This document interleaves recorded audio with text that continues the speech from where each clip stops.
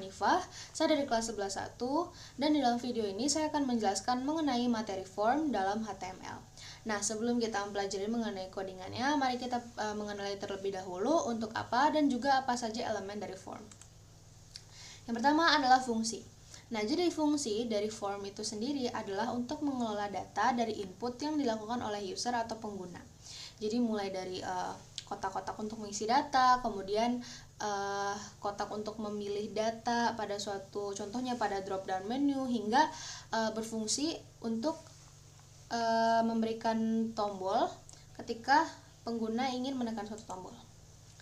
Nah, jadi fungsi form ini dimulai dengan tag yang dicantumkan di sini ya. Jadi mulainya dengan menggunakan tag form dan diakhiri seperti biasa ada tanda slash setelah kurung. Kurungnya ada tanda slash. Nah, ini untuk mengakhiri dan ini untuk memulai.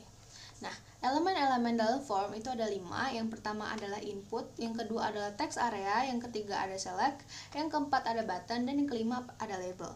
Nah, dalam video ini elemen yang akan dibahas yang adalah input, button, dan juga label. Yang pertama, saya akan menjelaskan mengenai input terlebih dahulu. Nah, jadi input itu diperintahkan dengan teks seperti ini. Nah, apa saja sih yang bisa kita input dalam suatu form? Yang pertama itu adalah teks. Nah, jadi fungsinya apa? Teks itu berfungsi untuk membuat kotak untuk mengisi data, untuk menjadi tempat kita mengisi data. Jadi nanti tampilannya akan seperti ini. Ini ada kotak dan kita bisa mengetik. Di sini saya ketik, ini adalah latihan form. Yang kedua adalah password. Nah, kalau password ini juga fungsinya sama, yaitu untuk membuat kotak namun untuk password. Maka dari itu hurufnya akan disembunyikan. Ini bisa dilihat berbeda meskipun sama-sama kotak ya, sama seperti teks, ini huruf dalam password itu disembunyikan. Yang ketiga adalah radio.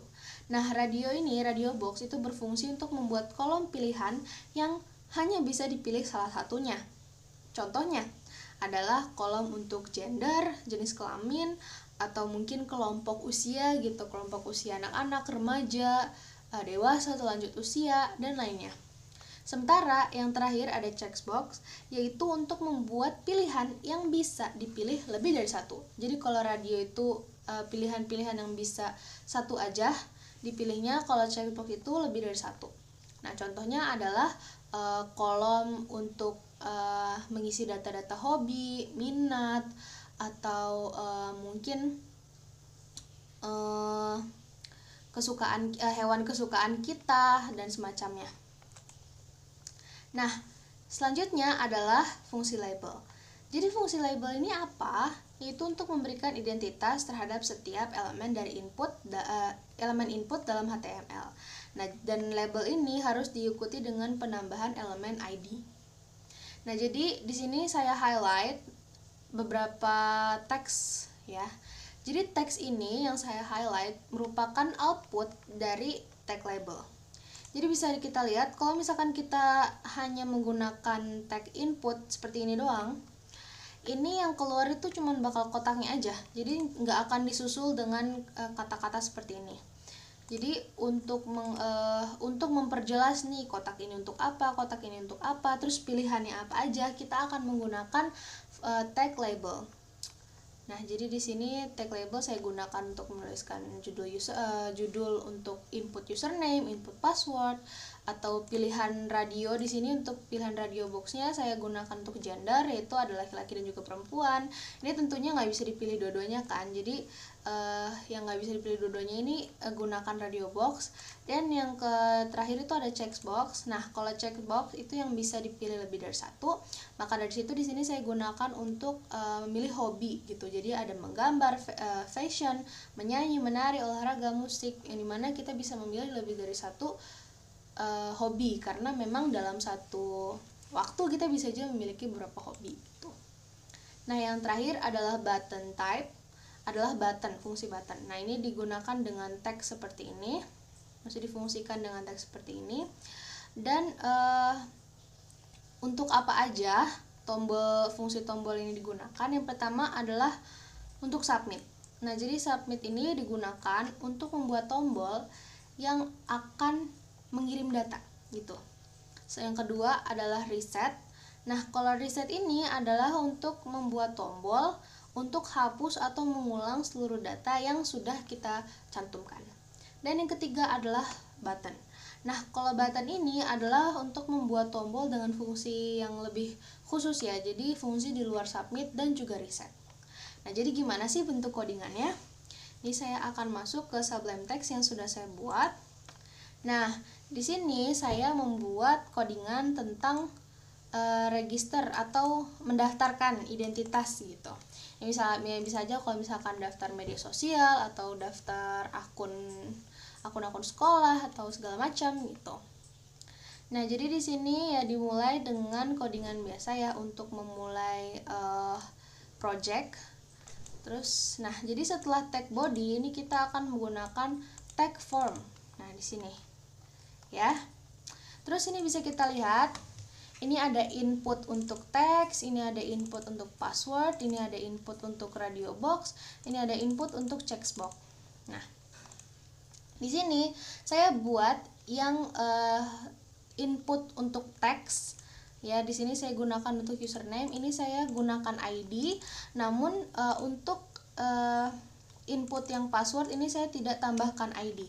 Nah, jadi apa sih perbedaannya? Kan tadi saya sempat tuliskan di PPT kalau misalkan harus diselingi dengan penambahan elemen ID. Nah, jadi fungsi ID ini untuk apa sebenarnya? Nah, jadi di sini kalau kita coba run, ya ini diingat ya, kalau teks kita pakai ID, kalau untuk password kita nggak pakai ID. Jadi ini saya coba open in browser.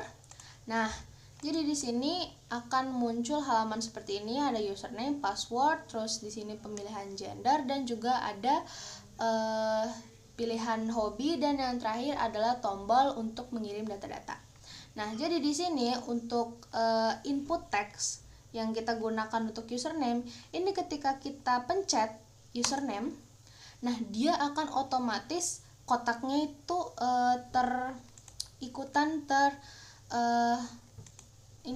terkonek gitu. Jadi antara kotak ini, jadi kita bisa klik di kotak ataupun di nama username-nya. Jadi fungsi ID itu adalah untuk menghubungkan antara label dan juga antara input. Nah, sementara tadi untuk password itu kan kita belum tambahkan ID. Jadi di sini ketika saya klik, ini dia nggak akan nyambung sama boxnya, sama kotaknya. Jadi kalau untuk password kita cuman bisa klik di kotaknya aja. Nah, itulah jadi fungsi dari ID. Nih, saya akan tambahkan ID.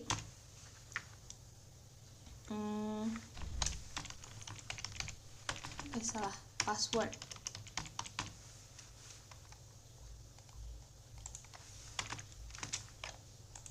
Nah, ini kita tambahkan ID ya, jadi sama nih, input type, inputnya teks sama inputnya password, ini sama-sama punya ID.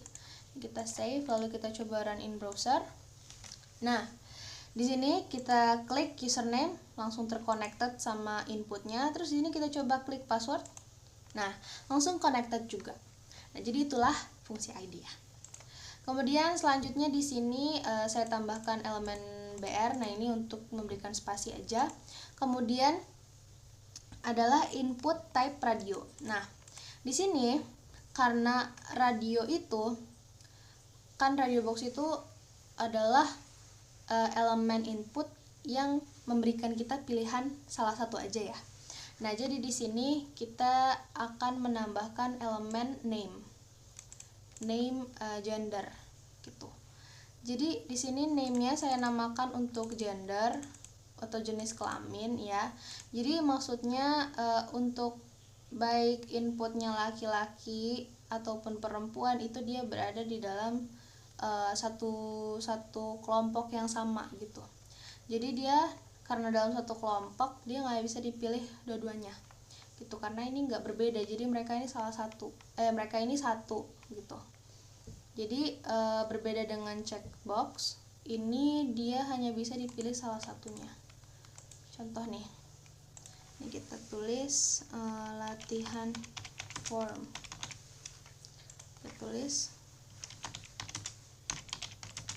Nah, Nah, di sini kita cuma bisa memilih salah satu antara laki-laki atau enggak perempuan. Sementara ini adalah yang dari radio box ya.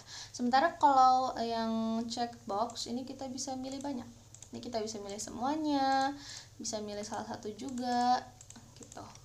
Karena dalam codingan checkbox itu dia nggak ada nama gitu. Jadi ini semua berbeda-beda semua nih pilihannya. Sementara yang ini karena berada dalam suatu kelompok yang sama, namun pilihannya ada 2, kita cuma bisa milih salah satu. Karena satu pilihan itu menentukan gender gitu. Nah, untuk checkbox ini bisa dibuat sebanyak mungkin untuk semua kemungkinan gitu ya. Di sini saya cuma buat 1 2 3 4 5 6 dan di sini saya cuma buat 6 untuk hobi gitu. Nah, ini dan ini juga bisa dijadikan apapun ya, mau hobi, mau makanan kesukaan, mau segala macam, ini bebas. Checkbox itu bebas, pilihannya juga bisa sebanyak mungkin gitu. Nah, yang terakhir adalah button type. Di sini adalah untuk membuat tombol. Jadi tombol untuk mengirim data-data yang akan kita isi di sini, dari sini.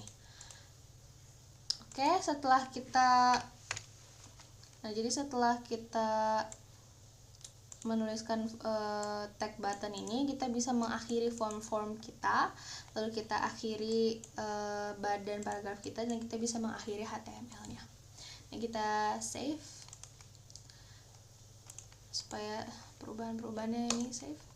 Nah, terus di sini kita coba ya, latihan form, passwordnya bebas aja.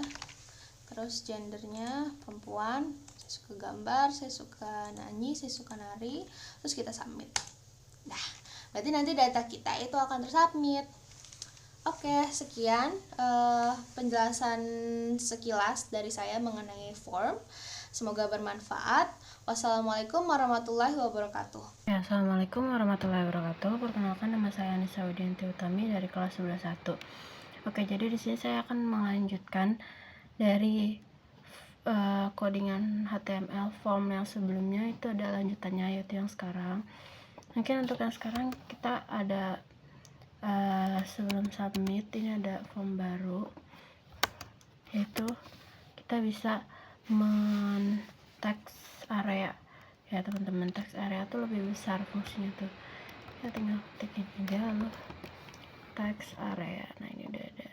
Nah, ini kita tinggal ketik text areanya saja. Oke, jadi untuk text area sendiri bisa untuk menambahkan komentar atau artikel atau dan lain-lain ya teman-teman. Jadi bisa space-nya tuh lebih panjang dibandingkan dengan teks lain-lainnya. Ini bisa kita simpan saja dulu, save as atau save. Selanjutnya kita bisa ke browser. Kita bisa ke browsernya aja, kita barui. Nah, ini lebih besar ya teman-teman. Jadi kita bisa mengetik apa aja di sini, mengetik komentar tentang bagaimana nantinya gitu ya teman-teman. Nah, selanjutnya di sini juga ada yang namanya option. Untuk option sendiri saya mau di sini saya tuliskan tab dulu, lalu saya tuliskan BR, lanjutkan kita baru. Selanjutnya di sini ada select. Nah, select itu kayak ada option-optionnya gitu teman-teman. Jadi misalnya sini kita ketik select, select. Nah, itu bisa kita itu ke bawah, lalu kita ketik lagi option. Nah, guys, nah misalnya sini kita mau optionnya tuh misalnya Korea. Selanjutnya ini bisa ke bawah lagi, lalu kita bisa ketik option lagi. Misal kita ketiknya itu Jakarta. Nah, selanjutnya ke bawah lagi, dan selanjutnya ini kita bisa ketik option lagi, lalu di sini kita ketik London.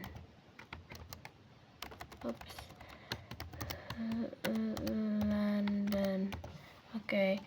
kita bisa save, sebenarnya bisa Ctrl S, cuman terserah kalian aja teman-teman, bebas.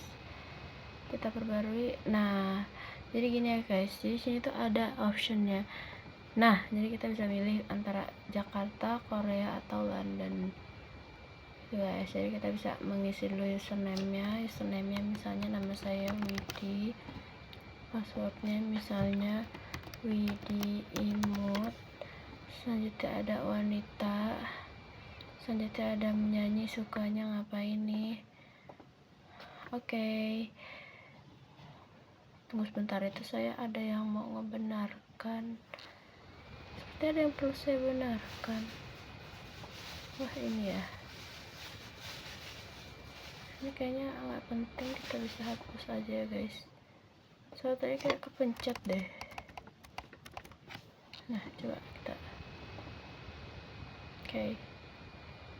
save. Nah gini guys, Widi Imut, wanita, hobinya kok saya menyanyi bisa, olahraga bisa sih insya Allah, sangat mau edukasi sekali, asalnya ini bisa asa atau apa ya, saya mau ini A nya lebih, ya udahlah kita kecilin dulu guys, mohon maaf. Saya langsung Ctrl S aja ya. Oke, sini bisa kita, nah oke, kita bisa tes ulang lagi.